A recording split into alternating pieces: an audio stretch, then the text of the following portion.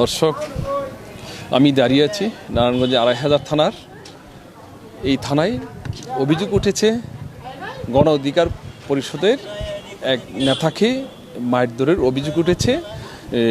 বিএনপির কেন্দ্রীয় কমিটির সদস্য নজরুল ইসলাম আজাদের নির্দেশেই গণ অধিকার পরিষদের যে নেতা আছে তাদের নাকি ২৫০০ থাকতে দেওয়া হবে না। ২৫০০-এর গণ অধিকারের যে পরিষদের যে লোকজন আছে তারা কিন্তু চেয়েছিল যে ১৬ই ডিসেম্বর যে বিজয় দিবসের ব্যানার করছে। ব্যানার কেন করেছে? ব্যানার ছিঁড়ে ফেলা হয়েছে।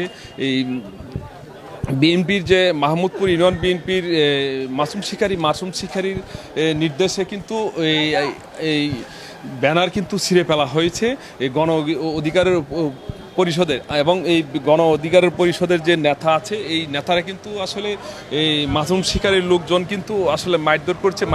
মারধরের অভিযোগে কিন্তু থানায় এসেছে আসলে একটি লিখিত অভিযোগ দায়ের করার জন্য।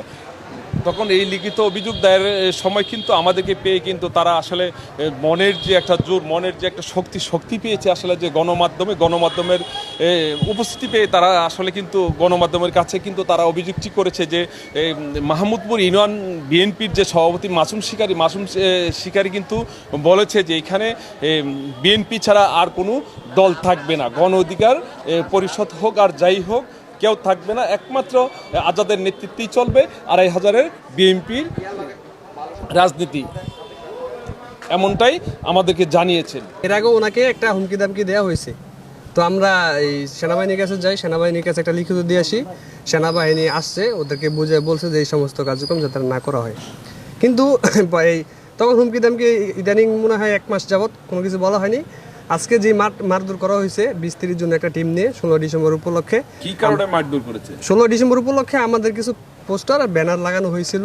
এখন এই লোক, ওই যে লোকটা আছে উনি মাহমুদপুর ইউনিয়ন বিএনপির সভাপতি, উনি এসে সরাসরি হুমকি দামকি এখানে কোনো অন্য দল চলবে না, গণ অধিকার চলবে না, এখানে শুধু চলবে বিএনপি, এখানে এখানে সুমন তারপরে আঙ্গুরকে আমরা টাইম দিই না, এখানে আজাদ ভাই ছাড়া আমার কোনো কথা নেই, নূর তো অন্যই, নূর কেডায়, এখানে নূরের দল করতে পারবি না। তা আমরা চা খাইতেছি যে ওনারা একদল ২০-২৫ জনের একটা দল নিয়ে যেয়ে বলল যে এই করিমকে, তখন আমি বললাম যে এখানে কিসের গণ অধিকার তোরা করতেছিস, এইখানে শুধু একমাত্র আজাদের দল চলবে, এছাড়া অন্য কোনো দল এখানে করতে পারবি না বইলেই আমাকে আপনার অনেক মারল। আর আমার ব্যানার ফেস্টুন এগুলা এই মুহূর্তে নামাইতে হবে, এই মুহূর্তে তুই কই যাবি তুই জানিস, আমরা তরে এখান থেকে বিদায় করে দিব, এই বইলা সে আমার মাইরা আপনার চলে আসছো। এখন আবার আমার বাসায় গেছে, আমার বাসায় সম্ভবত ভাঙচুর করতেছে। যে আমরা থানায় এসেছি, আমরা ওসি সাহেবের সাথে দেখা করেছি, আমরা সব কিছু ঘটনা খুলে বলেছি। তো এখন পর্যন্ত ওসি মহোদয় আমাদের থেকে কোনো কিছু নিয়ে বা ওরা কোনো পদক্ষেপ নেয়নি, সেজন্য আমরা আসছি। আমরা ২৪-এর স্বাধীনতা এই জন্যই করিনি, আমরা স্বাধীন বাংলাদেশে বসবাস করি, আমরা আমাদের রাজনৈতিক কার্যক্রম সঠিকভাবে স্বাধীনভাবে পরিচালনা করব, সেইখানে কোনো রাজনৈতিক দল আমাদেরকে কেন বাধাগ্রস্ত করবে? মিথ্যা এবং ভিত্তিহীন কথা, এখানে কোনো আপনার কোনো প্রমাণ ওরা দিতে পারবে না। সেই সুবাদে আমরা একটা কথা বলতে চাই, আমরা বিগত সময়গুলো ১৭ বছর ফ্যাসিস্ট সরকার হাসিনার বিরুদ্ধে বিএনপির সাথে কাঁধে কাঁধ মিলিয়ে আমরা রাজনৈতিক যে আন্দোলনগুলো সংগ্রামগুলো করেছি, সেই সুবাদে আমরা সব দলের প্রতি শ্রদ্ধা রেখে কথাগুলো বলতে চাই। বাংলাদেশ জাতীয়তাবাদী দল বিএনপির সহ আন্তর্জাতিক বিষয়ক সম্পাদক নজরুল ইসলাম আজাদ সাহেবের যে আপনার যে সংগঠনের কর্মী, আমাদের কর্মীর উপর সে আঘাত করেছে, আমি তাদের দৃষ্টি আকর্ষণ করে বলতে চাই, নজরুল ইসলাম আজাদ ভাইয়ের দৃষ্টি আকর্ষণ করে বলতে চাই, উনি যেন সাংগঠনিক সিস্টেমে অতি দ্রুত সেই ব্যবস্থাগুলো নিয়ে যান। আমরা চাই ওনাকে দল থেকে বহিষ্কৃত করুক, এই ধরনের দলের কোনো কর্মী যাতে না থাকে।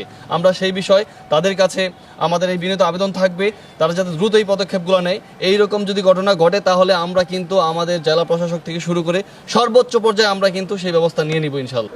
তবে এলাকার সাধারণ মানুষ বলছে যে বিগত ১৭ বছরও এরকম যে লুটতরাজ সহ মারধর হামলা শিকার হয়নি, এমনটাই আমাদেরকে সাধারণ মানুষ বলেছে। তবে এটা মানতে নারাজ গণ অধিকার পরিষদের যে নেতাকর্মীরা আছে, তারা ২৪-এর গণঅভ্যুত্থান করেছে আসলে শুধু বিএনপির জন্য না, সবার জন্যই তারা করেছে। আজকে তারা এই গণঅভ্যুত্থানের পর কিন্তু আজকে এই ২৫০০-এ বিএনপির হাতে কিন্তু তারা মারধর খেয়েছে, এমনটাই আমাদের কাছে অভিযোগ করেছে। তবে তারা চেয়েছে আইনি পদক্ষেপ। এমনটাই আমাদেরকে জানিয়েছেন। এই ছিল আমার কাছে